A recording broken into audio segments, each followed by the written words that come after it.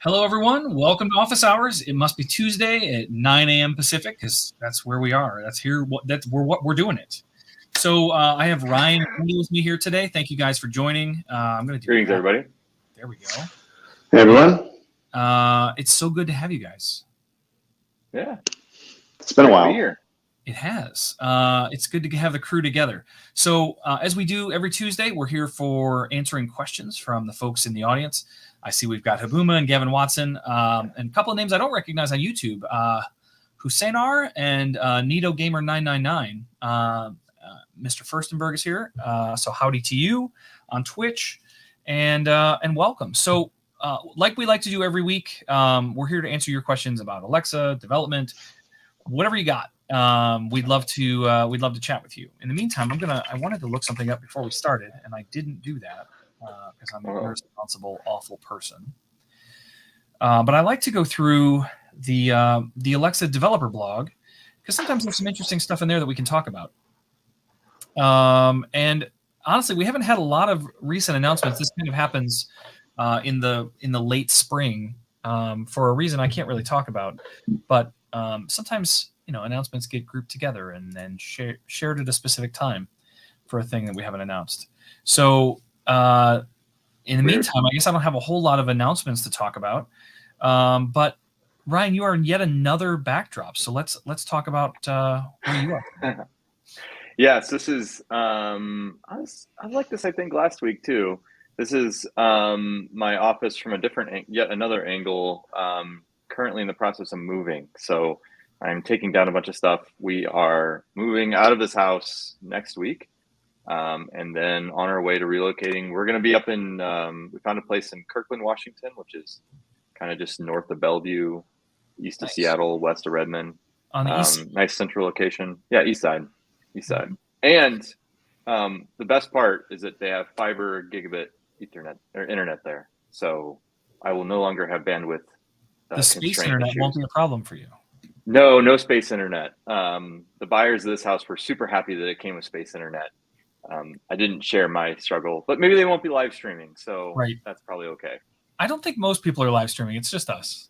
It's just a few select people that are so fortunate to get to do this regularly. And tons of teenagers, yes. Yes. Yeah, my son included, for sure. All right, so on YouTube, Chinta, this is a weird question. The question is, can I ask one question? So yes, we are here to answer your questions. So please, you can ask more than one even if you'd like, but we are here to answer them. And then Yovip on YouTube said, hello, I have a question about Alexa and Fire TV, Echo and Fire TV. Will they be compatible with AirPlay 2 or Google Cast, like Chromecast kind of technology, in the near future? Well, this always makes Andy smirk when I talk about it, but we're going to talk about the future for a moment and how we can't discuss those kinds of things. So what you're asking is roadmap questions. Will this product do this thing in the future? And those are not things that we can talk about here on Office Hours. So we can talk about what exists today and how things work today. And of course, Fire TV does not support those technologies today. But I am surprised. I always thought that Apple would keep AirPlay to itself. I always thought that that was a proprietary, very industry advantage kind of technology that they wouldn't share with others. But I will tell you that I have a Roku device on our primary TV here in the house. And Roku does support that technology. It was a software update, so it didn't even require any new hardware, which was pretty cool. So there is always the possibility, and I would think that that would be in everybody's best interest. But as far as whether or not I have any knowledge about whether or not that will happen, I do not. So the when and how, I do not have answers for you on. That's a future I want to live in, though. Yeah. Just pure speculation. That would be fantastic, where I don't have to worry about manufacturers. We are very particular about our TV streaming devices here in this house. We've owned all of them. I have a very broad collection of Fire TV devices.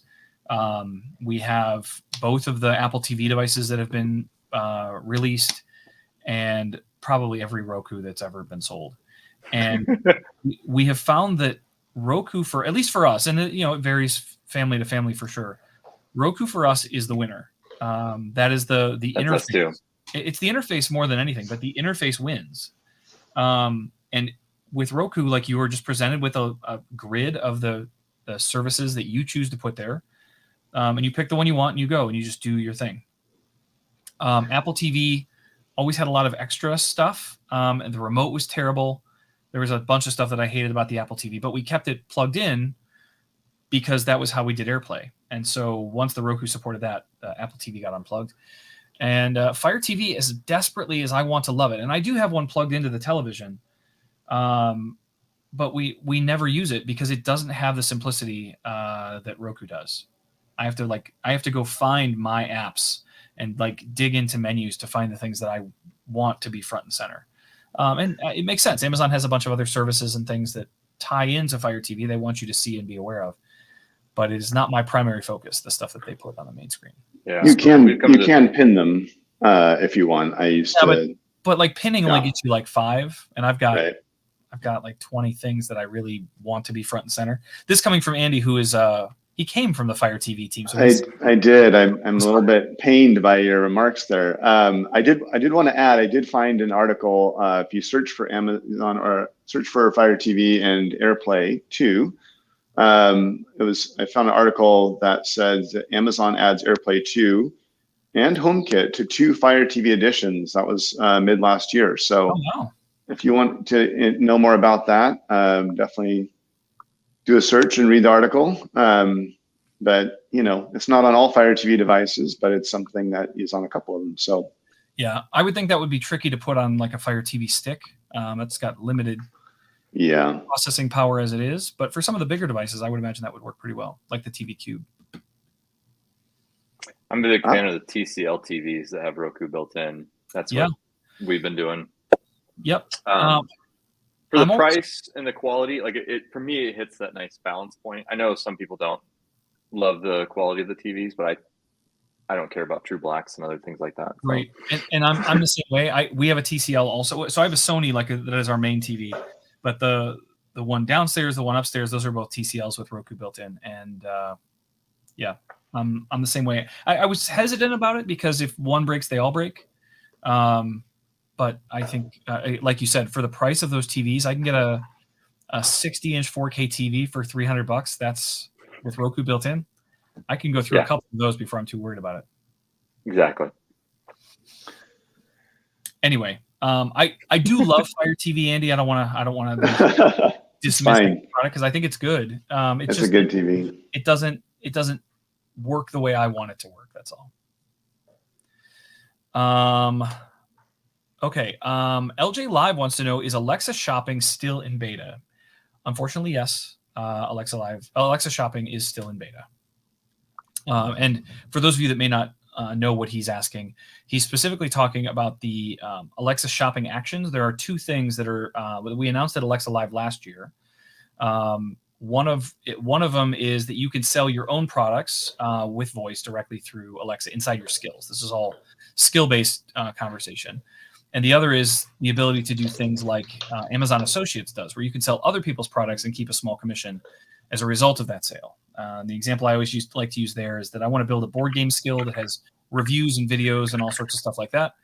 And it would be cool if people like the review or think the game is cool, that they could just order it directly from the skill and get it delivered to them from Amazon the way they would if they went online, but allows me to keep a small commission. That would be pretty cool. So I'm hoping that will be much sooner than later, LJ. But the answer today is yes, it is still in private beta. I'm eager to build workshops around that and create a bunch of content around that because I think it'll be a really, really, really impactful feature when it does get launched. I can't wait for people to start adopting that and find new ways to make money. I agree. William Rongholt says he's a fan of Fire TV and he likes the ability to play Alexa games on them. So that is specifically why I have one plugged into my television, so that I can play Alexa, so I can see what APL looks like on a television and all the other stuff. That is why I still have Fire TV. Trade Last is here. Welcome, Trade Last. So Oxygen Box wants to know, is there a single, I think he meant is there a single location where regularly updated info is provided when new Alexa functionality is out of beta, and which locales they are supported for these functionalities? Kind of. I gotta see if I can find this quickly. I'm gonna have to create a alexa.design link for this. That is not it. Where is the thing I want?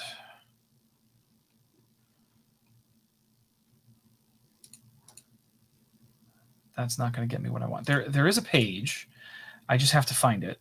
If I go to developer, I can probably find it if I just go through the process. So I'm going to developer.amazon.com and I'm clicking on Alexa. I go to like for lack of a better term, like the marketing pages, the ones that tell you all about what it is and whatever. And so I think if I go to Alexa for skill builders, then there's like a what's new page, and on the what's new page, there's skill feature updates. Yeah, so this doesn't, it does. Okay, cool. So this is, okay, I got to qualify this. This is where that information should reside. However, it does not appear that it has been updated recently. So that is a conversation I can have with my team. Not a conversation I'm having for the first time, but I will talk with them about how we update this page. So the page is posting it in the chat, but it's developer.amazon.com/your locale/Alexa/Alexa skills kit/new. And on that page, there is a feature updates thing, but it doesn't look like anyone's put any updates in there since October of 2020, which is a long time. I was gonna say the blog is pretty good about keeping up to date. And then there's a deeper dive page, which I will also add to the chat. It's feature updates and release notes. This has most recently been updated as of Alexa Live of last year. But it's just one link to our release roundup that covers all the things that were announced at Alexa Live. So we have some pages that definitely need to be updated soon. But it's great when you guys remind me that this stuff isn't being updated, because that gives me an opportunity to go, for lack of a nicer term, crack some heads. Let's go talk to some people and figure out how we get all of this stuff handled properly. Because, you know, it's weird in any organization of this size and scale. If one person leaves, there are a whole bunch of things that were kind of floating around that all of a sudden other teams have to pick up, and they may not realize that, like, well, we got 9 of them, but there was a 10th thing, and it might have been updating this form. So getting that on someone's radar will be good, and that way we can make sure that that continues to be updated. But Oxygen Box, those links that I just shared, that's where it should be. And it does include locales and a bunch of other information. So what type? So is it GA? Is it beta? Is it coming soon? And even what kind of category it's in. So that seems like that is exactly what you're looking for, but I'm sure you're asking because you found that and it wasn't up to date. Ryan Gavin Watson shaming you for not carrying True Blacks. Okay. It's not that I don't care. It's just I'm cheap, and that outweighs my care for the True Blacks. Does that make sense? I'm not willing to pay for True Black. Yeah. When I see it, it's amazing and it's impressive and I love it, but I'm cheap. Or I don't know, maybe I'm just not allowed to have a big enough TV budget that I would like to publicly admit in my household. So sorry. No, that's okay. Keep shaming me though. All right. So on Twitch, we got a longer question. And I think it got cut off, so I may need the rest of it. But EisMe1, EISEME1 on Twitch says, I'm using Node.js Ask SDK core with a simple Lambda function written in TypeScript. Awesome. And then I'm using the Node.js latest as my base image and self-hosting in a Rancher Kubernetes cluster. Testing from the Alexa Dev Console works just fine, but when I go to certify the skill, I'm getting the error skill endpoint not validating the signatures. However, everything I'm read seems to indicate that between RIC bundled with the Docker image and the Node.js Lambda, and then it cuts off.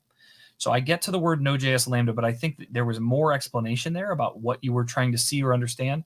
I would be willing to bet that some of the automated tests that we have in the certification process, which is I think where you're getting this error, might not be prepared for the implementation you have. And so this feels like it might just be a contact us request, because your endpoint in some way would need to be able to respond to that test. And I don't know how you have that configured or that cluster set up specifically, whether you're able to, like I know I've seen a lot of cluster specific work where you've set it up to only allow requests from specific locations, and the test may be coming from a different place, which then doesn't provide the validation you're looking for. I don't know enough about this specific error to give you a great answer, but I would like to know. Here we go. Continued.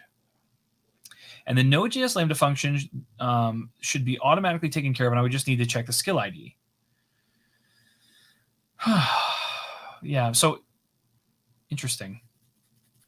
I'm wondering if it's. I'm trying to figure out what would be causing an issue that would only show up like during certification, not during tests. Because like originally when I saw validating signatures, I was wondering if like some SSL key or some cert that wasn't completely exactly. But the fact done that properly, yes, that's not the problem. Right. Like a self-signed cert is kind of what I was kind of leaning towards at the beginning, but unless for some reason our testing console doesn't care about that.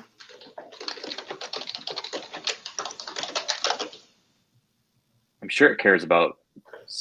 I'm sure you're doing this over SSL, some sort of secure transport, and I couldn't imagine that would pass our test console. Right. I wouldn't encrypted. All right. So eyes me one. My recommendation here, I think, is to start with Contact Us. They should have some guidance for you on why you're getting that error or what you can do to address that. So I'm going to start you with this. So you can just go to alexa.design/contact us, and that will take you right to the place you need to be. But if that doesn't get you where you want to go, then please reach out to me over Slack or email or whatever, and we can try to escalate this to someone that can give you more help than you're getting today. That doesn't seem like what I'm going to answer on the call here today. Yeah, I saw some similar issue like this in the Amazon forums, and somebody at Amazon responded with just file a contact us and we'll work with you directly. So it doesn't seem like there's a straightforward answer to that. Right. That would be my expectation as well. Okay. Your setup as you described should work perfectly. I think that's the important thing to say here is that what you're doing should work. It sounds like it's not. Should be pretty straightforward, especially when the testing is working. That's odd. Okay, Jovip says, once I saw the Alexa shopping list with images of the items and categories, but it disappeared overnight. Is that normal? Jovip, I need a little more background on what you mean. Where did you see the Alexa shopping list? Was it on like your device with a screen? Did you see that as in a developer thing someplace? I just don't know what you mean by you saw the Alexa shopping list with images of items and categories, but it disappeared. Where did it disappear from? And you might give me that background a little later, but I don't know what you mean there. Oxygen Box says up-to-date statuses are important. I 100% agree. I think developers need to know what's going on and when. He also said, what's the deal with developer credits? I don't have any updates for you on that today, but I can assure you that there are updates coming soon about all of those kinds of programs.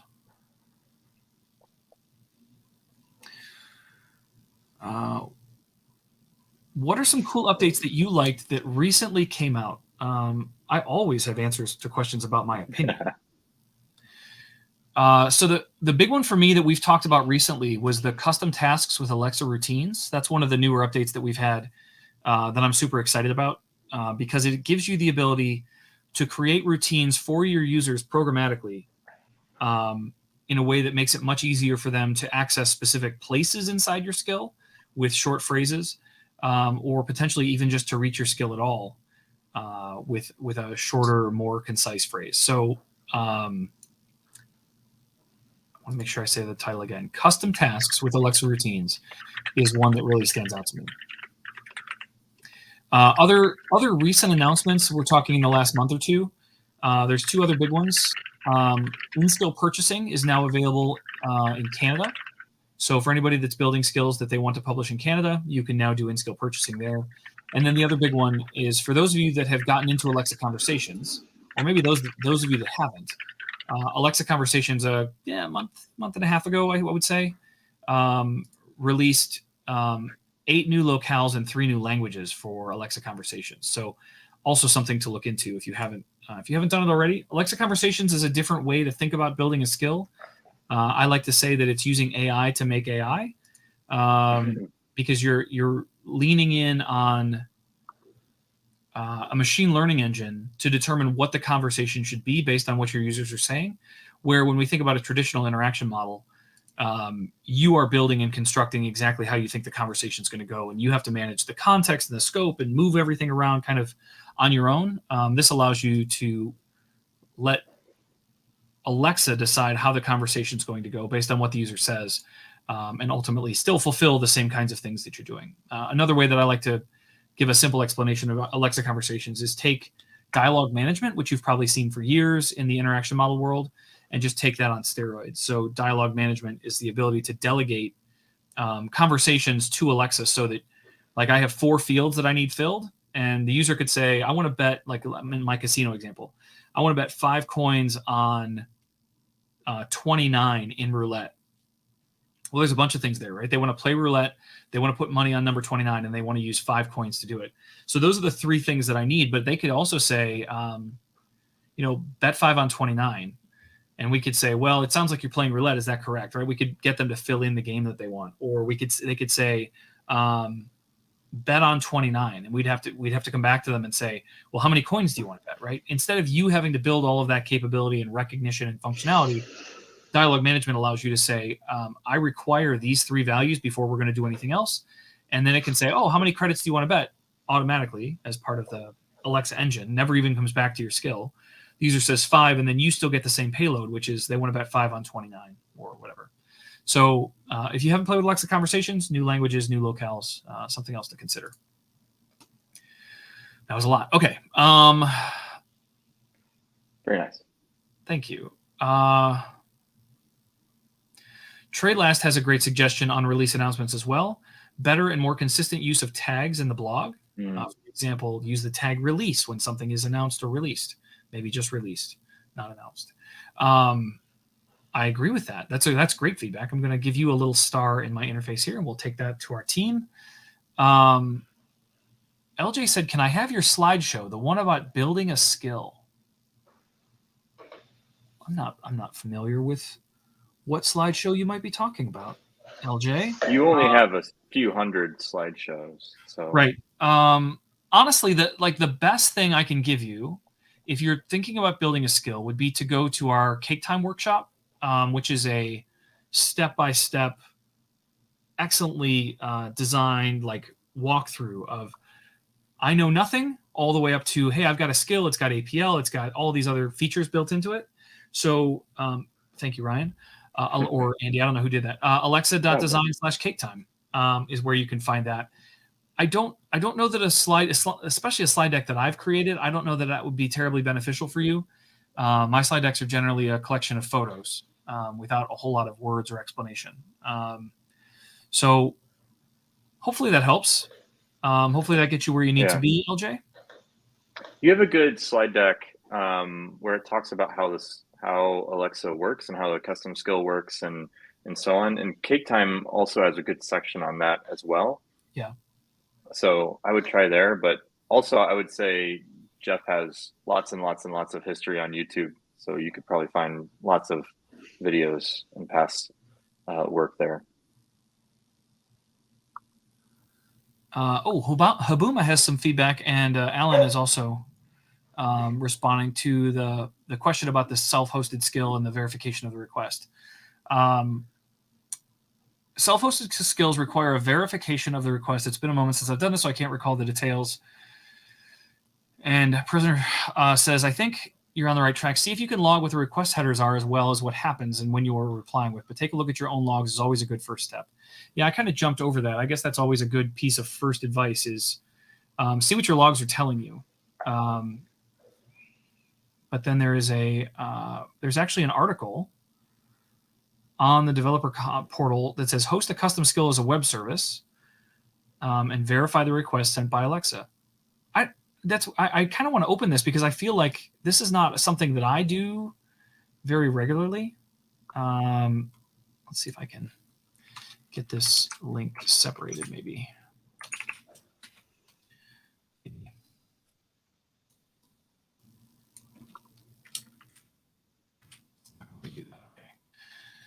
Let's see, how else can I do this?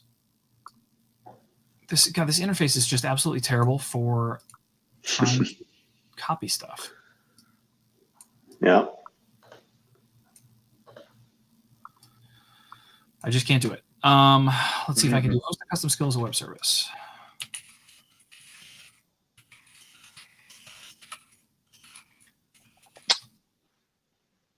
There we go.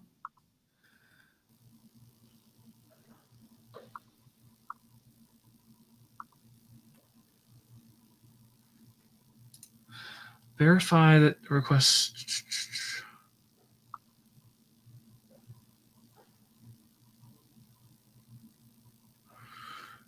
Interesting. So just by using the Ask SDKs, this is solved. So the SDK will handle all of this for you. It looks like I didn't actually realize that. But if you I thought he said he was using the SDK. Yeah, I thought he said he was doing it, right? Yeah, I'm using the Node Ask SDK core. All right, so if that's not the case, though, there is a manual way to do this. And so you're looking for a very specific authenticity request. And then you just need to provide the appropriate request signature on the way back.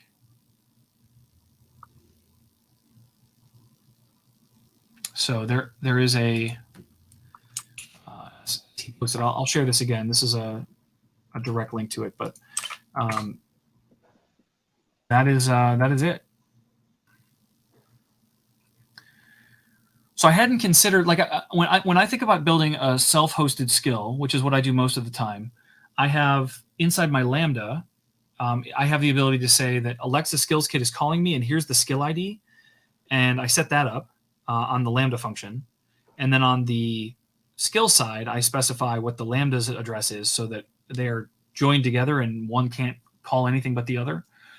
But in his situation, because he's containerizing and not running it directly on Lambda, I think that's where the complication comes in, and it seems like those instructions probably should solve that problem.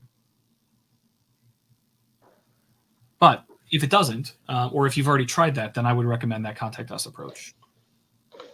I think we should flag this one too, because it sounds like it's happening for, a couple of people. Sorry, I'm wondering if we could see if in the documentation could be updated to address this particular issue.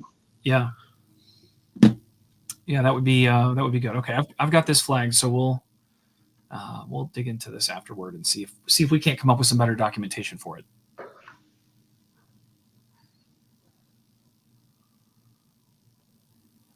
All right, Rongholt says my name-free invocation don't seem to work correctly.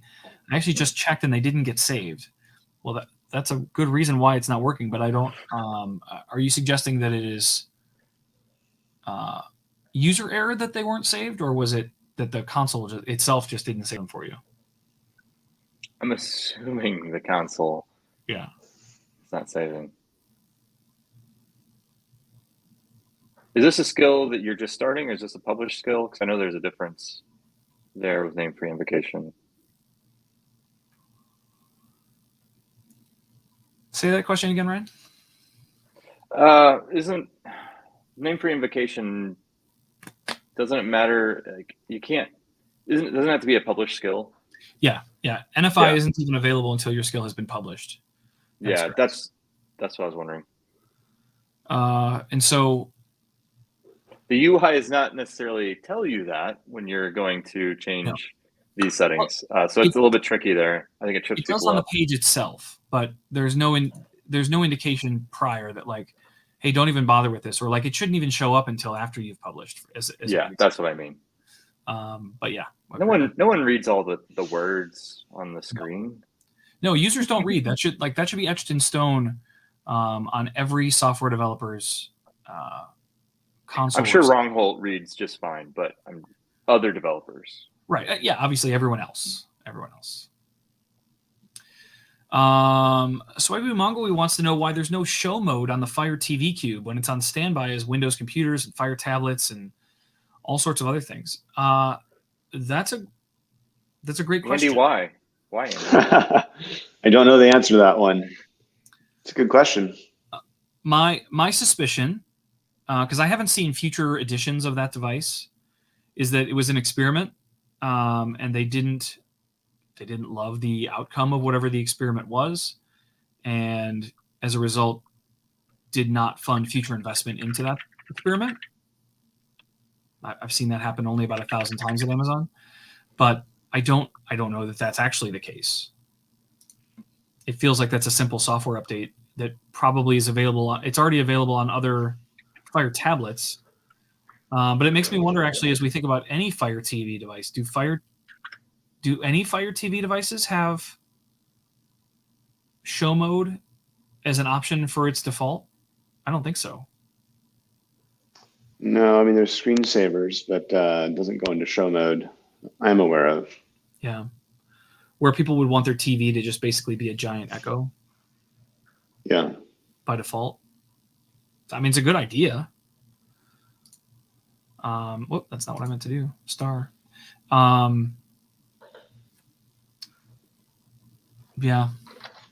I don't have a good answer on that one. Sorry. It's a really reasonable suggestion, but it's not something that is available today. But I don't have the why. Alan wants to know if there's any good examples for getting started with conversations. TradeLast beat me to the punch. I was going to paste in there. There's a tutorial for build multi-turn skills with Alexa Conversations that TradeLast posted on there. But it's a really good. So that will get you started on building Alexa Conversations through the developer console. And then there's there's a couple smaller tutorials buried in the tech docs for getting started with, is it Alexa ACDL, Alexa Conversations Descriptive Language? Yes. Which is something you do on your local machine. Right. Yeah, it's the CLI version of Alexa Conversations. And so I recommend people get started on the console because everything's visual and it's a lot easier to kind of walk through. Yeah. And then you can export there and bring it over to your local and start using the ACDL CLI version. And TradeLast did a fantastic job of sharing that, but he shared on Twitch. Ryan, do you have that link available? We can share that with the Facebook, YouTube, Twitter crowd. Boom. Yes. Thank you. It's going. That's perfect. Okay, so Rongholt says he's now published. He's redoing it all, hoping that it goes through this time. Fingers crossed for you, man. I hope it goes well. Gavin Watson says manuals are literally a last resort. 100% agree. We've actually been having conversations about this internally about I love that. What do people think about starting that versus workshops versus whatever? And the analogy that I like to use is that our tech docs, while incredibly valuable and all-encompassing, are a lot like the manual for your car that you keep in your glove box. I'm on my third Jeep Wrangler in 9 years. Just keep leasing for 3 years and burning through them. And I have never once opened that manual for any purpose ever. Because I know enough about how the car works, or I'll go find a video on YouTube, or I'll go find something else to help me figure out what I need to do with the thing. And as a result, I've never opened that manual. Now, I think it's more common to want to open that car manual when you're a developer, because you need to understand the nuts and bolts of how does this individual thing work. But more often than not, I'm still going to try and find a YouTube video or a tutorial or a blog post or something that explains the thing to me. Before I'm going to dig into that manual in my car. And I don't know if that's just a behavior I exhibit. Andy, Ryan, when's the last time you opened the manual in your in your car's glove box. Is it still in your glove box? It is. I've opened it. I can't remember why I opened it, but I had to find something. And it was probably I have a Subaru, and it was probably how do you reset the garage door button, because it's like this magic thing that you have to do that I can never actually remember. But yeah, I agree. Like, I would much rather go to APL Ninja and find an APL doc that's doing exactly what I want to do than to go read component by component through. But if I need to, I'm like, I wonder if the video component allows me to do this. Then I'm going to pull open the manual and go read that particular doc. What's the name of the property for width? Because it doesn't seem to be width. So what is it? Yes. Right. Totally agree. It is width. Gavin's making a callback to last week. He said, in reference to me reading my car manual, he said, I haven't even looked to see how many bananas I can fit in my car. For those of you that don't follow me on Twitter, one, please do. But two, I help run with a team of volunteers a software development conference that just happened to be last Friday. It's called Stir Trek. And as a result of that, it's a team of volunteers. We don't have tons of vendors and expenses. I mean, it's an expensive event, but it's actually incredibly affordable in the grand scheme of things. And we needed to pick up breakfast foods. Well, we worked with Tim Hortons. They brought in boxes and boxes and boxes, like the little 10 packs of Timbits. So we had tons of those for people for breakfast, but we wanted some healthy options as well. So we went and got some bananas from Costco. And I posted a tweet that said, in case anyone's wondering, the most bananas a Jeep Wrangler can hold is 1,200, because I had 1,200 bananas in my car at once. And there were a bunch of funny comments like, well, is that peeled or unpeeled? I just can't even imagine what 1,200 unpeeled bananas would be like in my car. So that is what Gavin is referring to, is how many bananas fit in my car. How many bananas did you take home Friday night is what I want to know. We took 0 bananas home. Good. We actually partner with a food bank here in Columbus. And so perfect. all of the leftover food, the donuts, the bananas, the lunches that we provide, as well as all of the soda and water that we purchase for the event, all of that goes to the food bank afterward. And we just got the count. We donated 1.5 tons of food, a literal 1.5 tons. So just over 3,000 pounds of food and beverages were donated to the local food bank. So it's a good way to make sure everybody has enough to eat, but then also make sure everybody has enough to eat. Right? It's good. Love it. Does your car still smell like bananas, or did that go away? It doesn't. Actually, it didn't have any smell at all, which was good. But we used to work with Krispy Kreme, and you pick up 100 dozen donuts and you put them in your car in those dozen boxes, and my car would smell like Krispy Kreme glazed donuts for months, and it was fantastic. That's not a problem. Yeah. No, but it doesn't smell like bananas at all. There was no residual smell. They were all like wrapped in plastic and in a cardboard box, like when that's how they come to Costco. So there wasn't a lot of exposure. Okay.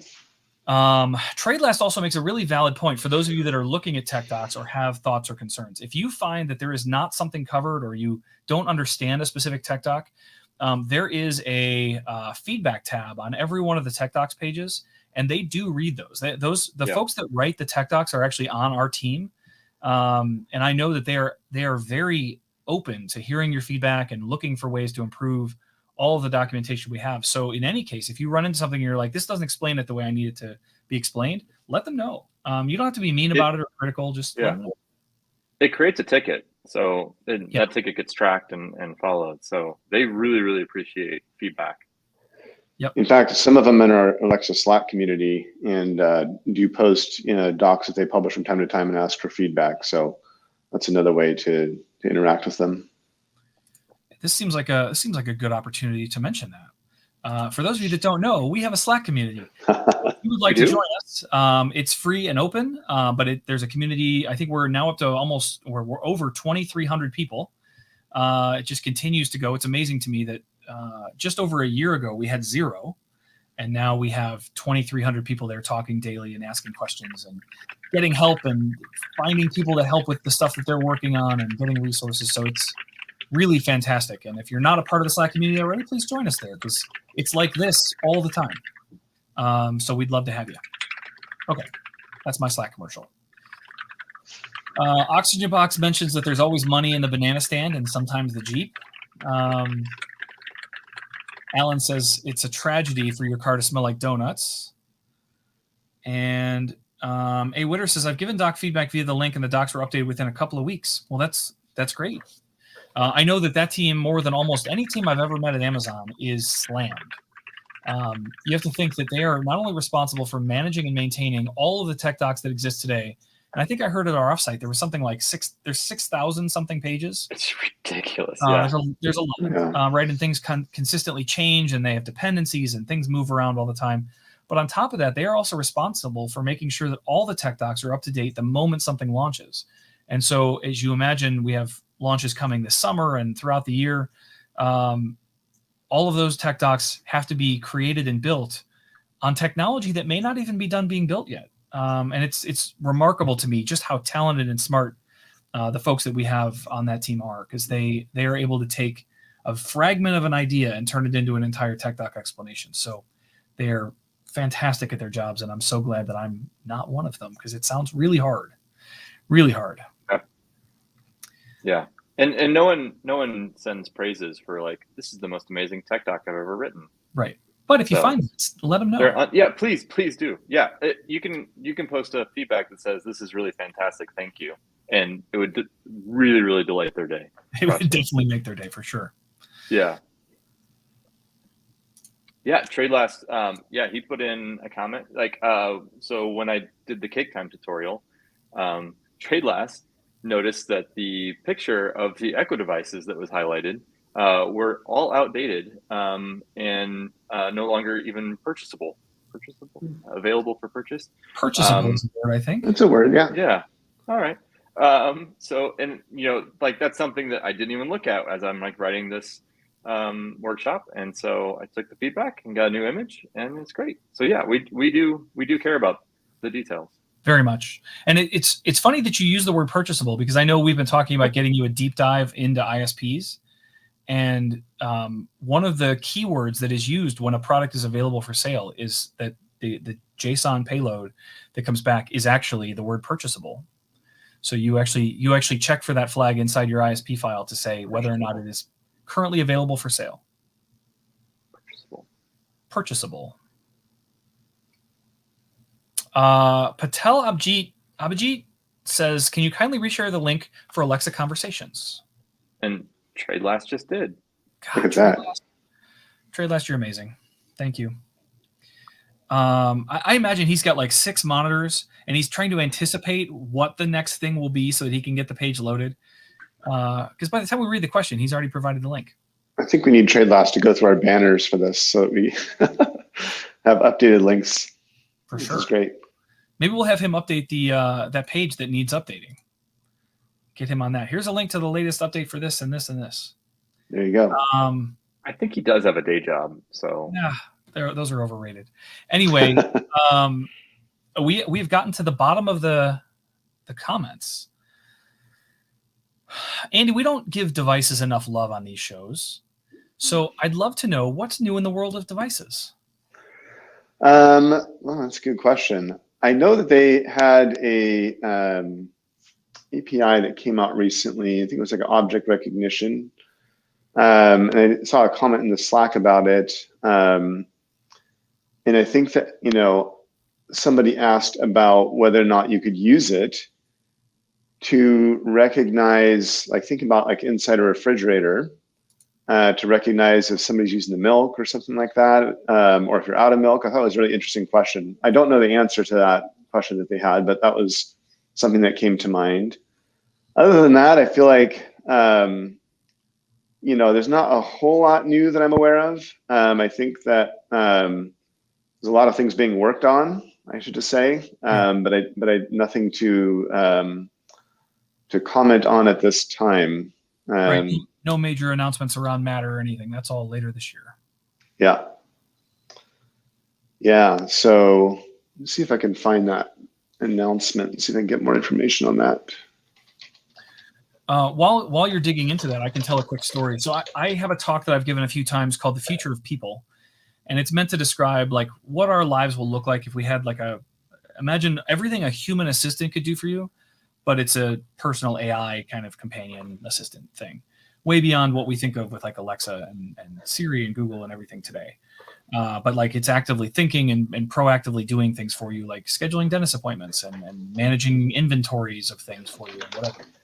And there's a story I use that is a real world story where I took my daughter to soccer practice. This was years ago, but I took my daughter to soccer practice, and I had checked the fridge prior to make sure that we had all the things we needed, because I make this really good, really rich like mac and cheese, but it requires specific cheese. I need some milk. I want to make sure I have the right pasta noodles, all that stuff. So I checked.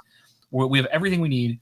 So I took her to soccer practice and got home only to find out that the half gallon of milk, the entire half gallon, which was full when I left, was empty.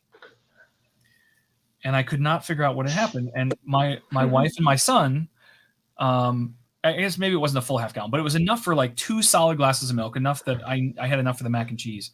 And they had both sat down and had a pile of Oreos. And they both poured themselves a big tall glass of milk. And so all the milk was gone in the time that I had been gone. And so part of the story that I tell during this presentation is about that exact example and how cool it would have been if, one, my fridge had enough sensors or knowledge to be able to tell me like, hey, you're out of milk.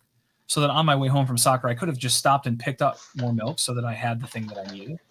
Or two, move it more like Amazon Dash replenishment, where it said, hey, you're out of milk, I'm going to order you some milk. And a grocery delivery service just brought some milk to the house so that we had it about the same time that I got home. I cannot wait for that future. I think that would be amazing. So Andy, whatever you need to do to detect milk usage, I'm in. You know how Okay, I will plug. So there is this fantastic device called, I think it's called Dash Shelf. And I have it for dog food. And not too many people know about this thing, but it's fantastic. I think it's good for dog food. You could use it for milk. So it's like a little shelf. We have, I think, 3 different sizes. And it's basically a scale. So you would put the milk, you'd put this thing in your refrigerator, I guess, and put your milk on top of that. And like it would notice that the milk is getting low by its weight and go ahead and order you new milk. Now, milk may not be the right use case for that, but I have a big one for dog food. And so I put all my dog food in like a Tupperware thing that sits on top of that. And when it gets to a certain level, it just automatically reorders me dog food. So I never have to worry about ordering dog food. And it's fantastic. So we've seen more stuff like that, like built into fridges, or I don't know. But we're getting there. Like we're starting to get there. Yeah, I mean, there are some refrigerators now that can detect even like that your milk has gone bad. And I don't know what's involved specifically in doing that, but there are ways to verify that with cameras or sensors or something. All right, we did have another question, so we should get to that. Harry on YouTube says, is it possible to use the camera on the show devices to scan a QR code? Unfortunately, no. There is very limited access to the camera, especially as a developer. As a developer, we have 0 access at all. As a user, you can get the camera to turn on. You can be like, take a picture of me or shoot a video or stuff like that, and it will record a video for you, and then it lets you share that out through your social networks or your friends or whatever. Scanning a QR code is not a capability that I think it has today. But if you aren't aware, we do have a functionality called what we call show and tell. And this is a capability. Actually, I could probably try this. It's really cool. Where you can hold something up in front of the camera and it'll tell you what it is. But it's not reading a QR code or a barcode or anything like that. So let me see if I can demonstrate this. Alexa, what am I holding?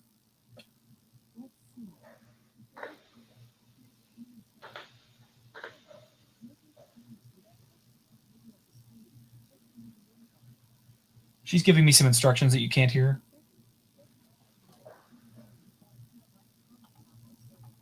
Centered with the camera. Next, you'll hear sounds to help you position your item. When you hear, it means the camera is on. Maybe. And to move your item around slowly until you hear beeping. It's the first time you've done it on that device? Which means the camera can see your item. Cool. Then, hold your item. Show the camera different sides, pausing for a second or 2 for the camera. Finally, I may provide tips to help you position your item along the way. This feels like a first-time user If experience you'd type. like to hear more on how thing. this feature works, say Alexa, help on show and tell. Now, locate the camera. Hold up your eye and begin. Show me another side. I think that you gotta know sports trivia game. For more info on this product, say, Alexa, details. That's So cool.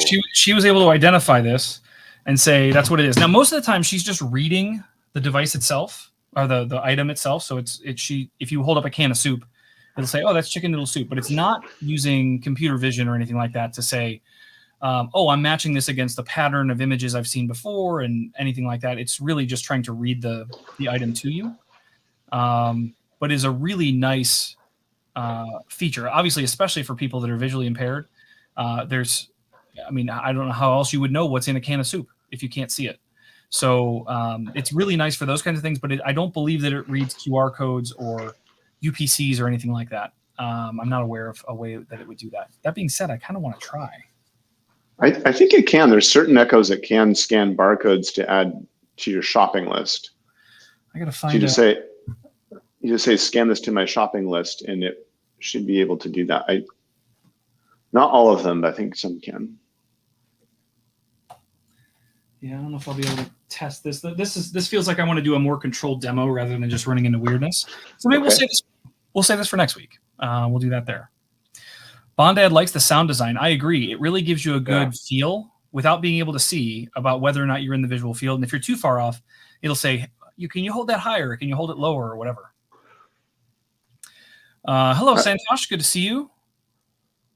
Brian Tarbuck says, it heard my question and said, you are a person who asks interesting questions. That made me laugh. That's cool. Brian Tarbox does ask interesting questions. So that's a good recognition from Alexa.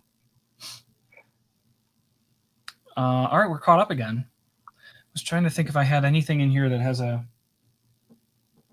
QR code readily available.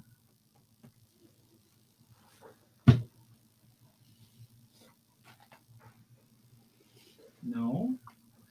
What about an Echo Box? No. We could try with the barcode. I'm sure you have like a book or something. Yeah, I do have a book. I have an interesting book, actually. I don't know if you guys have seen this. Where'd you get that? Alexa, what am I holding? Let's hear the tutorial again. Say, Alexa, play the...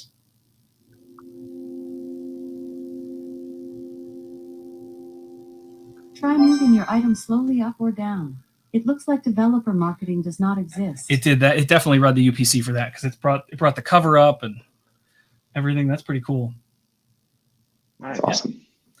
So maybe that is it. I was almost certain that it was only just reading packaging, but now I want to try a QR code because it read the UPC no problem. Where would I have a QR code that I know QR codes are everywhere until you're trying to find one, and then it's like, where have I seen one lately? No, I mean most products just have a UPC on them. I mean, smart devices typically have some do have a QR code on the back. Yeah. Oh, that's too small. There's no way I would see that. Yeah, I don't think I have anything very good right now, but I'll think about that and I'll have it ready for next time so you guys can remind me. All right, we're almost out of time and we're definitely out of questions. Is there anything else anyone has in mind while we're here? And again, if you think of a question later or you have anything for us, obviously hit us up on Slack. We'd be happy to chat there too. Still looking for a QR code. No.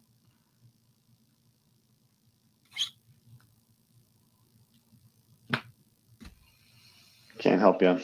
No, man, I really need to clean this office out. I just have so much random stuff. These are the clear Alexa Live glasses from last Alexa Live. I also have a Thor Pez dispenser because why not? Just random. TradeLast wants to know who out there has looked at A/B testing. Well, I've looked at A/B testing. I played with it prior to its release. Do you have questions about it? mean, it's basically just endpoint swapping, but it's very useful. Brian Tarbox is using voice flow on a new project. Very cool. That is very cool. T YouTube says, will there be Alexa smart buttons? I don't know what you mean by a smart button. We had these in the past. These are no longer made, but this is an Alexa button that was used. They can change different colors, as that just did.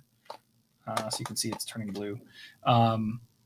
These basically used a Bluetooth connection to a device, to a specific Echo, and then you could use them to play like trivia games and sign in and do all sorts of other stuff.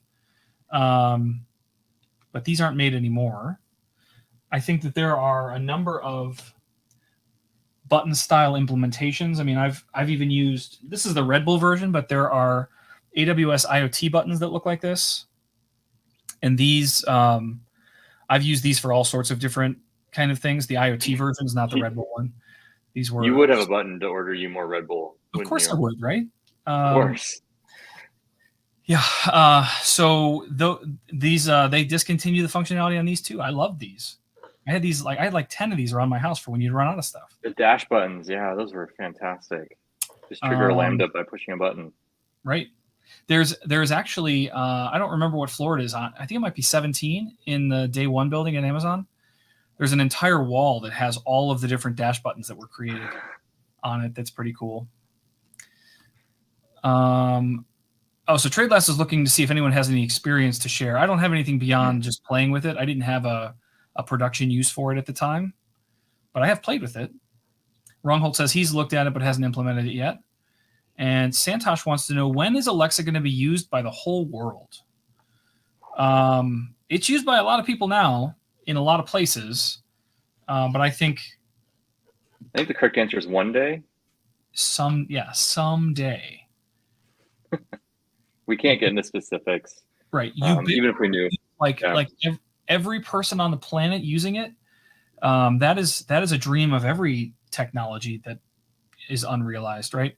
I always joke when the reports come out every quarter for like Facebook, and they talk about like, oh, Facebook didn't grow as fast as they did last quarter or the year before, and it's like, guys, they've got almost everybody on the planet on Facebook. You're going to run out of people at some point. How do you expect them to continue to grow at the rates they were when? I think Facebook has something like 4.5 billion people on their platform. There's only 7 billion on the planet, and I would be willing to bet a solid third of the globe doesn't have internet access at all. So I feel like they've done pretty well in covering all the people that are possible. Are there any mocking tools or frameworks for mocking the request response payloads for the back end of a skill? Yes. So as far as like a mocking tool or a framework that you could use in your code to generate and basically build out mocks for those calls, I don't think so. I'm not aware of a specific mocking framework that would allow you to generate the kinds of responses you're looking for. They're just JSON responses. So I think what I've mostly seen people do when they're creating like unit tests is just create their own, or copy one from their previous logs and use that in their unit tests. I'm not finding any like specific Git repositories that have like testing frameworks that will build a bunch of different types of requests and response for you. A. Witter says that Bespoken has something called virtual-Alexa. Okay. Which might be able to solve that problem. But generally what I have done for any kind of mocking structure that I'm using in unit testing, I'll just run one in the dev console and then just take that response and use that as the payload that I'm going to use for the future. I've even built myself libraries of those things for the different kinds of states so that I can go back and repeat tests in specific states with specific data. But that's more manual. Most mocking tools will just generate a thing for you. And I haven't seen that. But if virtual Alexa will do that, that's awesome. Also, TradeLast says he tried a QR code on his Echo Show and it didn't work. Well, that makes me sad. I would think QR codes would be pretty manageable, but the challenge with a QR code versus a UPC is that a UPC points at a product, which can be looked up and you can give more information about the product. A QR code can do so many things. Like it's an infinite number of things that a QR code could potentially trigger.